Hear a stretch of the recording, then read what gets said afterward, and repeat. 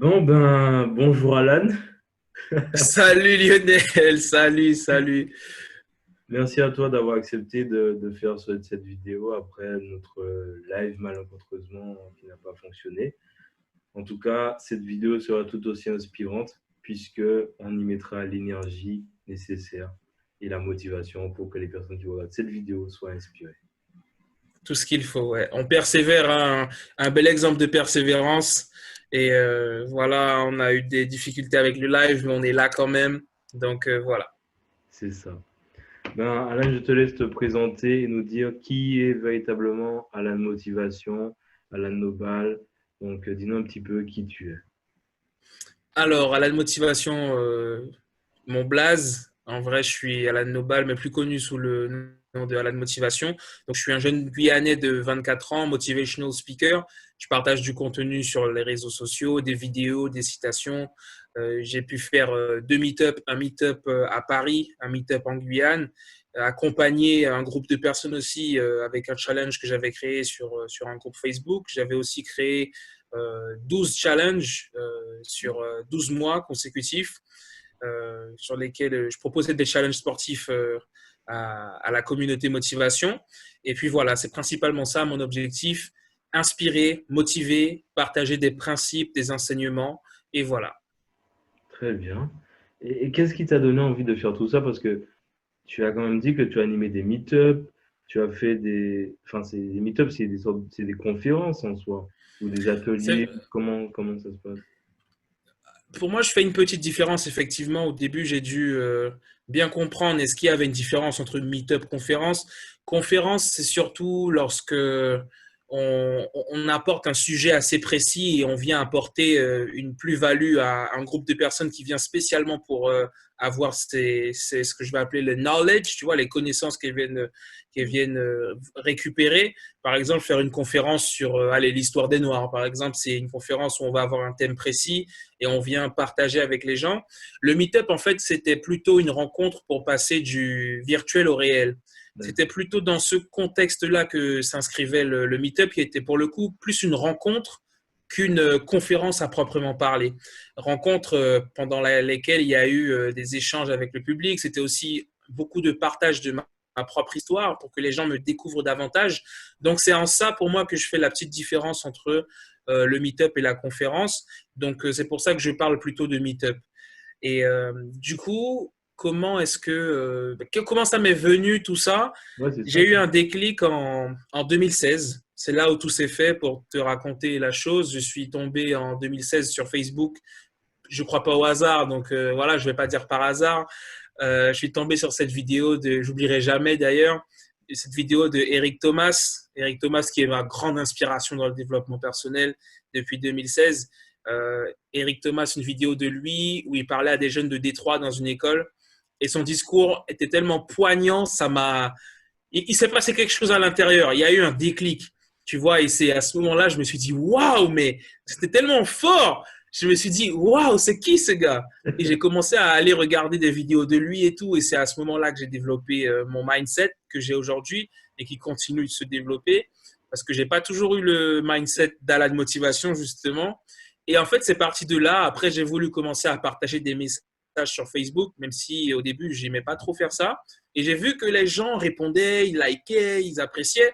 Donc, je me suis dit, bah, allez, Alan, tu vas continuer, tu vas partager. Et puis, de fil en aiguille, j'ai développé Alan Motivation. D'accord. Donc, pour revenir rapidement sur ça, ça veut dire qu'au début, même après l'inspiration que tu as eue, etc., tu t'es lancé. Maintenant, ça ne veut pas dire que tout ce que tu faisais te plaisait, puisque tu viens de dire que les messages de motivation que tu mettais, tu as eu des retours, sauf qu'au départ, c'est pas forcément quelque chose qui te plaisait, c'est-à-dire. En fait, c'est pas tant le message de motivation qui ne me plaisait pas, c'était le fait de partager des messages sur Facebook. Ok, Donc, le fait même de partager avec les gens me plaisait, les messages que je partageais me plaisaient, mais au départ, en fait, je trouvais ça, allez, je vais dire ça comme ça, je trouvais ça bête de partager des statuts sur Facebook. Je voyais pas l'intérêt, en fait. Et c'était plutôt la façon de le faire plutôt que la chose. C'était plutôt la forme que le fond, tu vois. Le fond, je kiffais, je sentais que j'avais des trucs à dire, mais dans la forme, Ouais, mais Alan, tu vas mettre un statut sur Facebook, vas-y, quoi. Pendant, pendant un moment, j'étais pas en accord avec le fait de mettre des statuts sur Facebook, tu vois. Et puis j'ai dit, vas-y, mets un statut et puis tu vas voir. Et c'est vrai que comme j'ai vu que les gens aimaient bien, j'ai dit, bah, vas-y, continue de partager, en fait, tu vois. Ouais. Mais c'est vrai qu'au départ, j'ai vraiment commencé, j'avais que des choses à l'écrit, tu vois. Je partageais vraiment des phrases en statut comme ça, même sur ma page Facebook au début. Et c'est ensuite que j'ai fait des citations, des visuels, des vidéos, tu vois. Mais ouais, c'était vraiment le fait de publier sur Facebook que j'aimais pas. Mais le message, en tout cas, j'étais en accord avec. Ok, bon, on reviendra sur ça un peu plus tard. J'aimerais que tu nous parles un peu d'Eric Thomas. Alors, moi, je le connais, hein, Eric Thomas, j'ai déjà vu ce qu'il fait. D'ailleurs, je crois même avoir vu la vidéo dont tu parles. C'est une vidéo où il est dans une salle de classe et il commence à dire des choses. Et Eric Thomas, c'est quelqu'un qui est très, comment on dit, il aime botter les culs, tu vois, comme on dit, franchement. C'est un mec qui, tu vois, voilà, il a de la poigne et c'est comme ça, il est très, très impactant. Donc, est-ce que ce que tu fais aujourd'hui, donc après le fait que ça t'ait donné envie de le faire, tu considères que, bon, j'imagine qu'avec Thomas aujourd'hui, c'est une sorte de mentor pour toi. Ouais, c'est vrai. Donc, qu'est-ce que tu en tires de tout ce que tu as appris avec Eric Thomas et peut-être que ce que tu continues d'apprendre? Comment as-tu adapté ce que tu fais avec ce qu'Eric Thomas fait, sachant qu'Eric Thomas, il est aux États-Unis et non en France? Peut-être qu'il y a des choses qui sont adaptées ou modifiées. Enfin, comment ça se passe pour toi dans ton approche? Alors déjà, pour revenir sur ce que tu as dit sur la vidéo, en fait, si tu veux, la vidéo, elle s'appelle Nothing Funny. Et Ok. c'est une vidéo où vraiment il est sur une scène. Il est sur une scène et tu as vraiment tous les étudiants qui sont en face de lui. Donc la vidéo dont tu parles, c'est un grand classique aussi. Je pense que tu parles de When You Want to Succeed as Bad as You Want to Breathe. C'est le gros classique d'Eric Thomas aussi. Il a la chemise verte ou bleue. Enfin bref, c'est un énorme classique aussi. Mais du coup, Eric Thomas, ce que j'aime beaucoup avec lui, c'est déjà que je m'identifie à lui. C'est un homme noir, un homme qui a vécu des choses difficiles, qui a vécu sans son père. Alors là, l'identification, elle est énorme, sachant que j'ai vécu sans mon père aussi. Et il a connu la pauvreté et il est sorti de là. Donc en fait, je me suis beaucoup identifié à lui et aussi l'énergie qu'il dégage. Il y a beaucoup de speakers et de très bons speakers, hein. Il y a des Tony Robbins, il y en a d'autres. Bon, il y a du David Laroche, etc. Même si je ne suis pas un grand fan des speakers français, mais Eric Thomas, il a une énergie qu'il arrive à dégager, c'est de la motivation pure. Et en termes de et j'en suis conscient dans le sens où, en termes de knowledge, de connaissances, de sujets très pointus, en toute transparence et en toute honnêteté, je ne pense pas que c'est lui qui m'apportera le plus en termes de connaissances très profondes. Mais par contre, en termes d'énergie, de motivation et de frisson et d'énergie, je n'ai pas trouvé plus fort que lui. Tu vois, il y a des vidéos, c'est trop. L'énergie, elle est vraiment intense. Et du coup, voilà. Du coup, comment j'ai adapté ça à moi? C'est que déjà, j'ai pris cette énergie qu'il dégageait. Maintenant, je savais que le contexte était différent. Ça veut dire qu'il est aux États-Unis, etc. Mais c'est surtout le mindset que j'ai pris et cette capacité à persévérer et à me battre, en fait. Donc, quand lui, il disait que sa femme avait été malade, qu'il s'était battu, que personne ne l'avait aidé, même pas le président, en fait, et le fait que son père n'était pas dans sa vie, il n'arrêtait pas de le dire, mais il s'est quand même battu. Il a aussi parlé du racisme en disant qu'il y aura probablement du racisme jusqu'à ce qu'il meure, mais il sera quand même le numéro un au monde. En fait, et du coup, j'ai complètement intégré ça dans mon cerveau et je l'ai adapté à ma propre réalité. Et du coup, ça m'a poussé à, eh bien, à moi créer du contenu, développer ma propre énergie, mais créer du contenu qui me ressemble, par exemple. Tu vois, si tu regardes un peu ce que je fais, tu verras pas vraiment de Eric Thomas dans mes publications, une citation de Eric Thomas. Et pour le coup, c'est un pari énorme que j'ai fait et que pas forcément tous les speakers font parce que chacun a son positionnement. Mais je veux vraiment représenter la motivation. Quand je partage du contenu, je veux que ce soit qu'on puisse dire, lui, il partage du contenu en motivation, mais on voit qu'il sait de quoi il parle et qu'il l'a vécu. Tu vois, quand je partage des citations, ce sont les miennes, elles sortent de ma réflexion, même si elles sont inspirées de tout ce que je peux voir. Mais j'essaie vraiment d'incarner ce que je suis.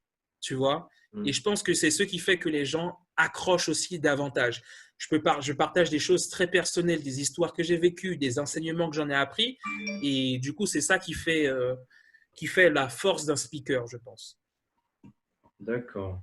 Donc, à travers tout ce que tu viens de nous partager, il y a vraiment quelque chose qui est très important. C'est que, au-delà, c'est que ton parcours t'a forgé. C'est ton parcours qui t'a amené là où tu es aujourd'hui. Et pour arriver à tout ça, il a fallu que tu crois en toi. Puisque peut-être qu'il y a des choses qui t'ont manqué, comme tu l'as dit, hein, tu n'as pas eu de père. Peut-être qu'il y a des gens qui n'ont pas cru en toi. Il y a des gens qui t'ont peut-être rejeté ou je ne sais pas. Enfin, voilà, chacun a ses difficultés. Mais qu'est-ce qui t'a vraiment permis de croire en toi et te dire, allez, je fais ça, ça me plaît? Et qu'est-ce qui continue de te stimuler en fait au quotidien à avancer, à poursuivre ce que tu fais aujourd'hui à la vie? Il y a la croyance en soi, le fait de croire en soi, mais il y a quelque chose aussi de très important que j'ai appris et que j'ai développé, je pense aussi grâce à Eric Thomas, c'est le pourquoi. Le pourquoi, on n'en parle peut-être pas suffisamment ou peut-être beaucoup, ça dépend des personnes. Mais en fait, j'ai eu cette capacité à, même quand je ne croyais pas en moi, à avancer. Et contrairement à ce qu'on peut penser, c'est que parfois, j'aime bien comparer la motivation à une relation amoureuse. Ça veut dire que c'est pas parce que je m'appelle à la motivation que je suis toujours motivé. Mais au moment où tu dois avancer, même quand tu es plus motivé, c'est là où vraiment c'est le pourquoi qui rentre en compte. Et c'est même plus la confiance que je peux avoir en moi, parce que parfois elle est peut-être plus là, tu vois. Elle est à son minimum. Parfois je peux douter complètement. Mais pour revenir sur la confiance en moi, c'est d'abord le mindset que j'ai développé. Ça veut dire que le discours que j'ai intégré dans mon cerveau a complètement changé par rapport au discours qu'on a pu me donner lorsque j'étais proche de ma famille, etc., ou bien que mes proches ont pu me donner, qu'à l'école j'ai pu recevoir les remarques. Toutes les remarques en fait qu'on reçoit depuis petit nous conditionnent pour la plupart, en majorité, à ne pas croire en nous. Tu vois, quand tu vas dire à un enfant, t'es nul, t'es bête, tu sais pas faire ça, t'es un moins que rien, t'y arriveras jamais, etc. On se rend pas compte, mais on conditionne le cerveau pour qu'on puisse pas croire en nous. Et après, quand tu sors du lycée ou de l'université, on te dit, allez, maintenant, crois en toi, fais ça, c'est pas possible. Parce que pendant plusieurs années, on t'a programmé pour pas croire en toi. Donc, en fait, le fait de suivre Eric Thomas et de reconfigurer complètement mon cerveau, croire en moi est devenu une évidence parce que les phrases et les informations que j'ai intégrées dans les représentations que je pouvais avoir de moi ont complètement changé, tu vois. Et la façon dont je m'exprime par rapport à moi-même a changé parce que je sais que la façon dont on parle impacte le cerveau aussi. Et on pourrait en parler un peu plus en détail. Mais tu sais, tout ça, ce sont des choses que j'ai comprises et que j'ai appliquées à moi-même. Et maintenant, en fait, je suis conscient que je suis capable de faire beaucoup de choses. Ça veut dire que pour moi, que j'ai pas de diplôme, que tu sois riche, que tu peux être ce que tu veux, tu peux avoir le nom que tu veux, tu peux être la personne que tu veux, avoir l'argent que tu veux, tu ne m'arrêteras pas en fait. Et je ferai ce que j'ai à faire quand même parce que je suis conscient que ce sont mes actions qui font la différence et pas tant qui je suis, ce sont mes actions qui font la différence. Tu vois? Donc, à partir de là, mon mindset est complètement programmé pour que je puisse juste faire ce qu'il y a à faire. Que je sois dans le doute, que je sois. Même aujourd'hui, je travaillais sur un projet que je veux sortir le mois prochain. J'étais en train de me dire, mais Alan, waouh, mais qu'est-ce que tu fais? Est-ce que je m'en fiche de ce que je pense, j'agis parce que le secret, c'est l'action, tu vois? Donc, au début, pour croire en moi, ça a été complètement la reprogrammation de mon cerveau. Et ensuite, ça a été l'action et l'énergie en fait qui revient par rapport à ce que tu mets en place. L'énergie que les gens te renvoient, les retours qui reviennent. Et bien petit à petit, à force de mettre des actions en place, ça développe complètement ta confiance en soi. Et il y a aussi la grosse partie du pourquoi en fait. C'est le pourquoi mon pourquoi a fait que même quand j'allais pas bien, même lorsque j'étais au plus bas, j'ai toujours continué. C'est vrai que c'est très important, hein. C'est le principe de continuer d'avancer, même si on est à genoux, même si on rampe. Enfin, c'est un peu imagé. La vérité, c'est de continuer, peu importe ce qui se passe. Parce que le simple fait de faire un pas supplémentaire permettra d'avancer dans la direction qu'on veut. Bien sûr, il faut déjà avoir une certaine direction. Et c'est lié à ce que tu disais, c'est le pourquoi on avance, en Ouais, fait. ouais, ouais, ouais. Et est-ce que tu as quelque chose de spécial? Parce que peut-être que quelqu'un qui regarde cette vidéo se dit, waouh, c'est bien ce qu'il dit, voilà, il m'apporte beaucoup d'informations. Maintenant, peut-être que la personne qui regarde ça se dit, ben, moi, j'ai pas les capacités ou je suis pas suffisamment doué ou voilà. Qu'est-ce que tu as de spécial en fait? Déjà, je dirais qu'une personne qui dit qu'elle n'est pas suffisamment douée, qu'elle n'a pas les capacités, c'est une programmation mentale et c'est ce qu'elle pense. Mais entre ce qu'elle pense et ce qui est réel, il y a une différence et c'est souvent comme ça. Donc, du coup, qu'est-ce que j'ai de spécial? Ce que j'ai envie de dire par rapport à ça, c'est que je suis pas, euh, je suis quelqu'un de lambda. Et en même temps, non. Je ne veux pas dire que je suis personne, je suis quelqu'un. Et ça, c'est clair et net et on est tous quelqu'un. Mais je sais que je pars de là où n'importe qui pourrait partir. Tu vois, quand j'ai démarré, j'étais juste personne. À la motivation, c'était rien du tout et j'ai encore beaucoup de chemin à parcourir. Donc, je sais qu'énormément de personnes peuvent faire ce que j'ai fait.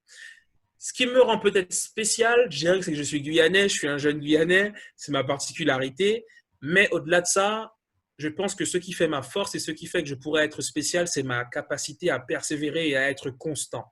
Parce qu'au-delà de ce qu'on peut faire dans la qualité, puisque beaucoup de personnes se disent ouais mais c'est pas suffisamment bien donc je fais pas, c'est que j'ai cette capacité à persévérer. Et pour le coup, je pense que c'est une de mes plus grandes forces en fait, ma persévérance. Donc je dirais qu'en dans ma capacité à persévérer même quand je suis au plus bas, je dirais que c'est ce qui fait pour le coup ma spécialité. Un des points en D'accord, tout cas les plus importants. d'accord. Donc quelqu'un qui aujourd'hui ne pense qu'elle n'est pas capable ou veut arrêter ou autre, c'est vraiment axé sur la persévérance et poursuivre. C'est ce que tu disais toi là aussi, c'est poursuivre même quand on a envie d'arrêter ou même quand ça va pas bien, etc. C'est vraiment ça qu'il est important de travailler, selon toi. En fait, déjà quand une personne se dit j'en suis pas capable, j'ai pas les capacités, faut mettre les choses dans leur contexte. Tu vois, il faut prendre le temps de discuter avec la personne pour comprendre, d'accord, tu te sens pas capable, mais à quel moment, la question que j'ai envie de poser, c'est à quel moment de ta vie on t'a dit que tu n'en étais pas capable et pourquoi tu penses ça? Parce que souvent, il y a beaucoup de gens qui vont te dire, mais non, je peux pas faire ça, c'est trop pour moi. Il faut leur dire, oui, mais qui t'a fait croire ça en fait? Qui a mis cette information dans ta tête? Et souvent, on va dire, oui, mais bon, ma mère m'a toujours dit ça quand j'étais jeune. À l'école, on me disait que j'étais bon à rien. Les profs m'ont dit que j'arriverais pas à faire ça à l'université, que je vais me faire écraser là-bas. Et sans s'en rendre compte, on nous met ces informations-là dans le cerveau, mais on ne pense pas à les retirer, tu vois. On ne pense pas à rajouter d'autres infos.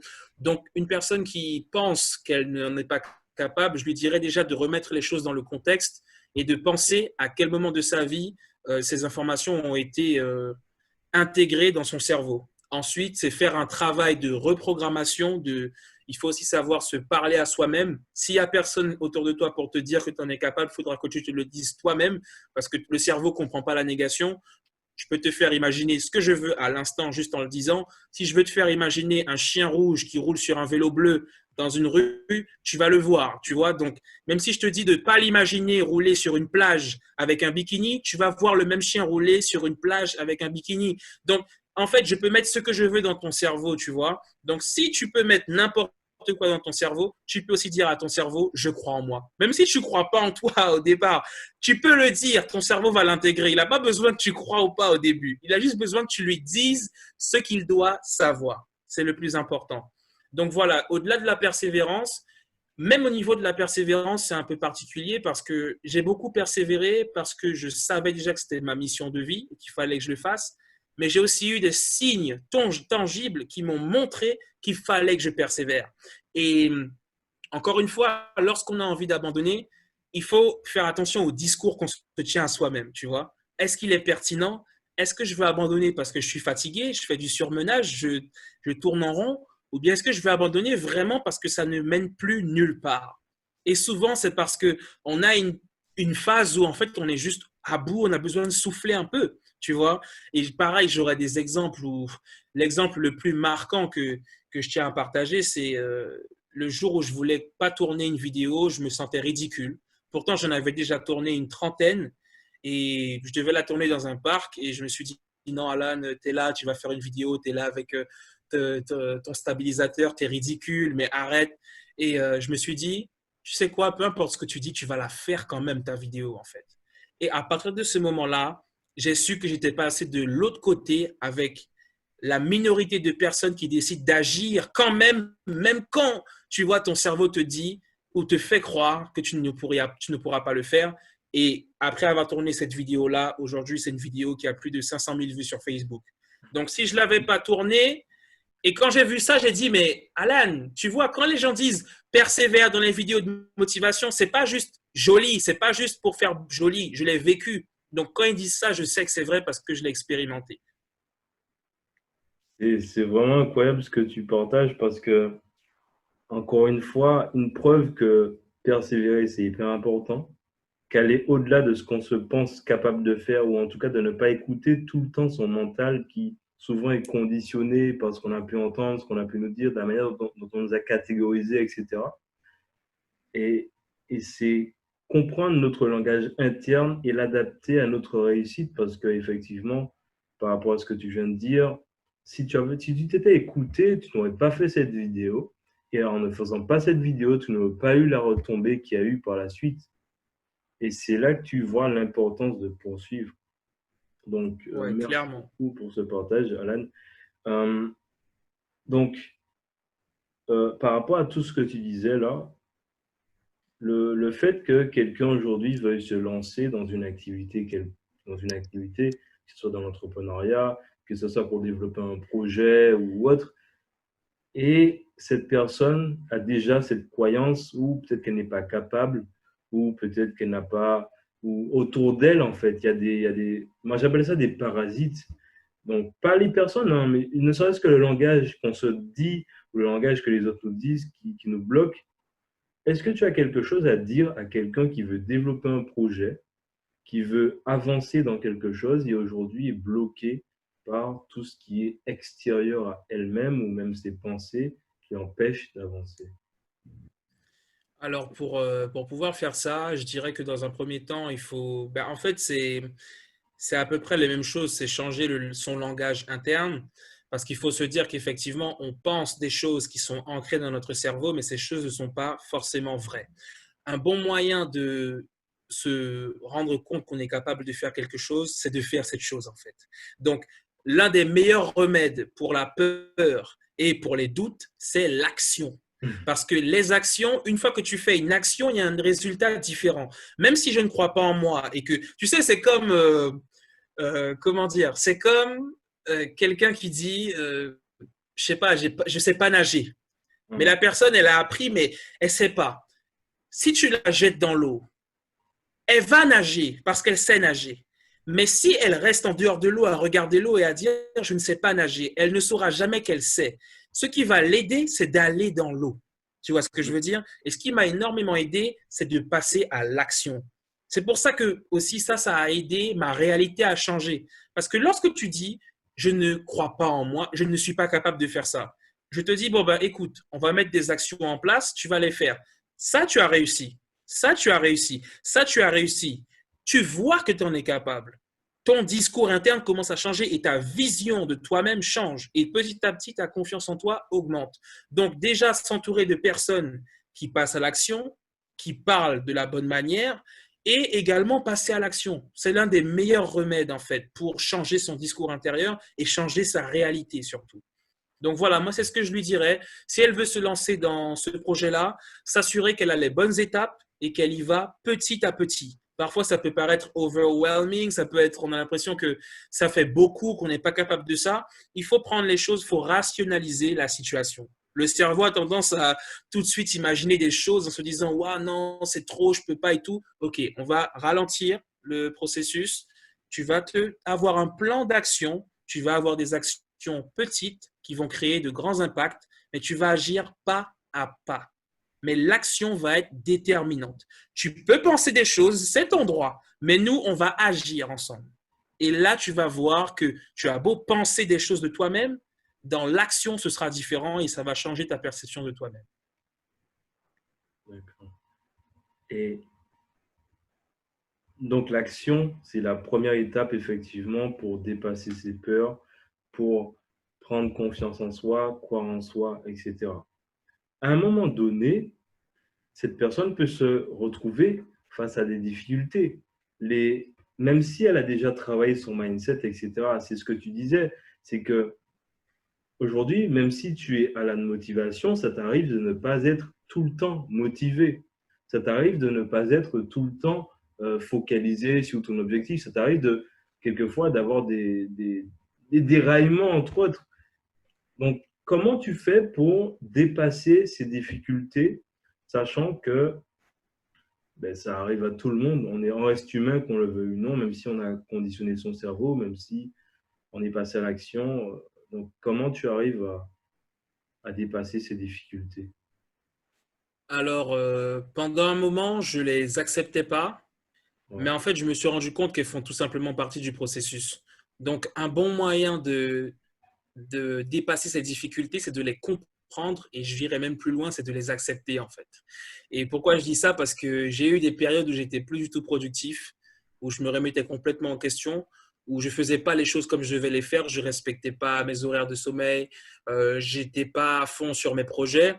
Et en fait, je me suis rendu compte que j'avais été tellement à fond pendant tellement longtemps qu'à un moment, en fait, mon cerveau avait juste besoin d'un relâchement et ça, c'est tout à fait humain, tu vois. mm, Et j'ai envie d'aborder une notion qui a été abordée par un astrophysicien qui s'appelle Aurélien Barraud, qui parlait du droit à l'errance. Le droit à l'errance, il disait qu'on a le droit, selon lui, pendant une période, de juste être là à ne rien faire. D'être là, en fait, à respirer. Ça peut paraître bizarre parce qu'on se dit, oui, mais motivational speaker, il faut toujours être. Non, c'est non. Et c'est là où j'apporte des nuances et c'est important, je pense, parce qu'à la fin de la journée, on reste des êtres humains et il faut. En fait, il y a un équilibre, en fait. Et lorsque l'équilibre est perdu, les difficultés nous envoient des signaux. C'est comme la peur, c'est comme. Il y a plein de choses, tu vois, ça nous envoie des signaux. Et je pense que c'est important de relâcher.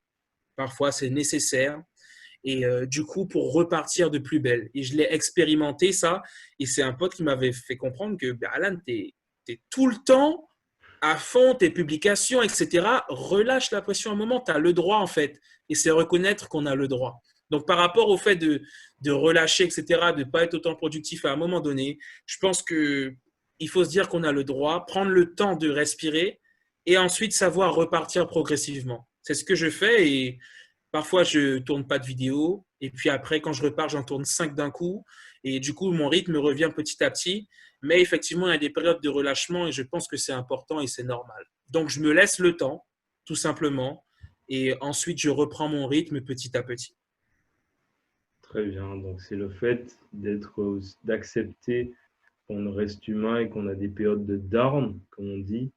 Il y a des difficultés pour tout le monde. Et c'est lié aussi au fait d'être moins dur avec soi-même parce qu'aujourd'hui, on a tendance à être dur avec nous-mêmes. On a tendance à toujours vouloir. Bon, c'est bien de toujours vouloir augmenter ses standards, de viser mieux, d'augmenter, voilà. Sauf qu'à un certain moment, en relativisant et en voyant d'où on est parti, on peut déjà prendre conscience que même sans s'en rendre compte, on avance, on évolue. Et il y a quelque chose que j'ai appris lors d'une conférence, c'est-à-dire que même sans rien faire, on fait quelque chose. Et peut-être même plus de choses que quand on est en action. Hmm, Parce qu'il y a beaucoup de pensées qui viennent, il y a beaucoup de... Ces moments de pause sont importants parce que justement, c'est dans cette période qu'on se recharge en termes d'énergie, on se recharge en termes de pensée. C'est pour ça que, par rapport à ce que tu disais, c'est tout aussi important de dormir que de passer à l'action, finalement. c'est clair, c'est Ouais. important, je suis d'accord. Donc, voilà. Est-ce qu'il y a quelque chose que tu voudrais rajouter, Alan, sur notre interview?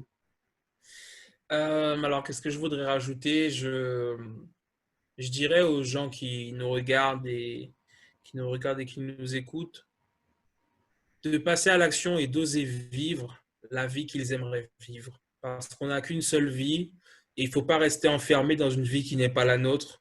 En toute sincérité, j'espère qu'un maximum de personnes pourront oser faire des choix qu'ils considèrent comme risqués, mais vivre déjà, c'est quelque chose de risqué. Donc vraiment, oser faire des choix que vous aimeriez faire, et de toutes les façons, une fois qu'on est sous terre, on est sous terre en fait. Donc faites les choix nécessaires et osez à un moment donné faire des choix qui vont à long bon pour vous. faites les choix que vous devez faire et osez vivre la vie que vous voulez vivre parce qu'on n'a qu'une seule vie. Voilà, c'est ce que j'aimerais dire. Ben, merci beaucoup, Alan, pour ces mots. C'est très impactant et touchant parce que enfin, pour moi, il n'y a rien de plus important que de vivre la vie qu'on a rêvé, qu'on a imaginé. Parce que, comme tu viens de dire, si chaque jour on ne vit pas à 110%, comme Franck Nicolas me dire, ça peut-être qu'on ne vit pas sa vie en vrai. Et il y a encore quelque chose que j'aimerais dire, c'est que Steve Jobs, tu m'entends? Oui, je t'entends, ouais. Parce que Je vois que tu as un peu bugué. ton image bug, c'est pour ça. Ouais, ouais, la tienne aussi, mais je t'entends, ça va. Ouh là là, on va pas tarder. Parce que Bon, moi, j'ai peur, je commence à avoir peur là. t'inquiète. Ça va, là, ça va, je te vois normalement. Là, tu es en bonne passante au milieu. Bon, on va pas tarder. Ce que je voulais dire simplement, c'est que Steve Jobs, il y a quelque chose qu'il disait. Il se disait tous les matins devant son miroir que si demain est le jour de ma mort, ma journée d'aujourd'hui doit être incroyable. Je dois faire des choses qui, voilà, pour lesquelles j'estime avoir eu du courage, j'estime avoir fait des choses importantes en fait, pour que chaque journée qu'il vive soit impactante et importante pour lui-même. Et aujourd'hui, c'est quelqu'un qui n'est plus parmi nous, donc ça montre d'où l'importance que chaque jour, on fasse des choses pour lesquelles on est fier de soi, pour lesquelles on a l'impression d'avancer, etc. Sinon, on vit avec des regrets et pas du tout ce qu'on désire dans notre vie. C'est clair. Ben, avant de finir cette vidéo, je souhaitais que tu parles un peu de ce que tu as prochainement, peut-être des événements, peut-être des vidéos qui sortiront, que tu peux déjà annoncer, peut-être, je ne sais pas, et comment te suivre, comment poursuivre, comment te suivre, tout simplement. Voilà. Alors, je suis un peu partout. Je suis sur Instagram principalement, alan.motivation. Alan Motivation.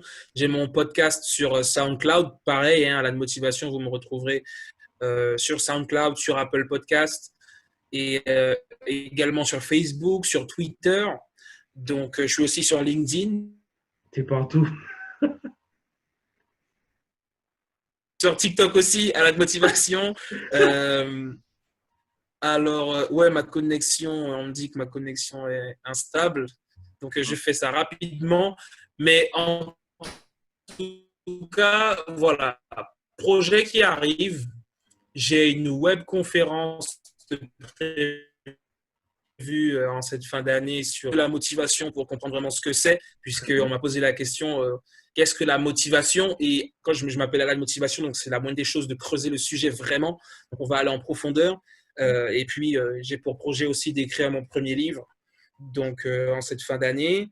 Et j'ai aussi un projet assez colossal qui arrive normalement dès le mois prochain. Je ne vais pas trop en dire, mais en tout cas, ça s'annonce intéressant en termes d'outils, stratégies, d'articles, de formation et de vidéos historiques. Donc voilà, j'en dis pas plus, mais c'est un projet qui me tient à cœur et petit à petit, on va augmenter le niveau. Donc voilà, mon cher ami.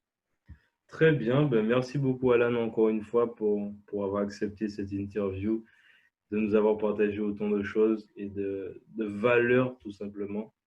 Et en souhaitant que ton message puisse atteindre un maximum de personnes et puis que ces personnes qui aujourd'hui sont peut-être bloquées, que ces personnes qui ne croient pas suffisamment en elles, puissent à travers cette vidéo déjà s'imprégner de quelques notions, de quelques tips pour qu'au quotidien, elles puissent croire en elles-mêmes et avancer dans leur vie, puisque c'est ta mission, c'est de motiver les gens à sûrement passer à l'action et à croire en eux. Exactement. Merci à toi, Lionel, surtout. Merci pour l'opportunité. Très bien. Ben, je te souhaite une très bonne soirée en tout cas. Et puis merci à tous ceux qui prendront le temps de regarder cette vidéo. Puis on se rejoint peut-être une prochaine fois, qui sait. Ouais, on verra. Très bien. Allez, bonne Ciao. soirée. Bonne soirée à Ciao, tous. ciao.